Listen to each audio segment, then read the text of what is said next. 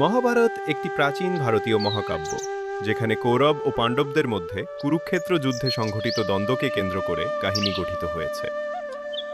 হস্তিনাপুরের রাজা শান্তনুর বংশধররা দুই ভাগে বিভক্ত হন: ধৃতরাষ্ট্রের শতপুত্র কৌরব এবং পাণ্ডুর পাঁচ পুত্র পাণ্ডব। কৌরবরা চক্রান্ত করে পাশার খেলায় পাণ্ডবদের রাজ্য কেড়ে নেয় এবং তাদের ১৩ বছর বনবাস ও ১ বছর অজ্ঞাতবাসে পাঠায়। অজ্ঞাতবাস শেষে রাজ্য ফেরত চাইলে দুর্যোধন অস্বীকার করে। ফলে শুরু হয় কুরুক্ষেত্রের যুদ্ধ। শ্রীকৃষ্ণ অর্জুনের রথ চালক হন এবং যুদ্ধের প্রাক্কালে তাঁকে ভগবদ্গীতা উপদেশ দেন। ১৮ দিনব্যাপী যুদ্ধে ভীষ্ম, দ্রোণ, কর্ণ, দুর্যোধন সহ বহু মহাবীর নিহত হন। অবশেষে পাণ্ডবরা বিজয়ী হন, কিন্তু এই বিজয়ে সুখ তারা পায়নি।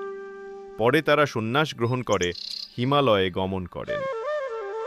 মহাভারত শুধুই যুদ্ধ নয়, এটি ধর্ম, ন্যায়, কর্তব্য ও জীবনের গভীর শিক্ষার এক মহাগ্রন্থ। কর্ণের দান, অর্জুনের দ্বিধা, দ্রৌপদীর অপমান সব মিলিয়ে এটি আজও মানুষের নৈতিক পথপ্রদর্শক।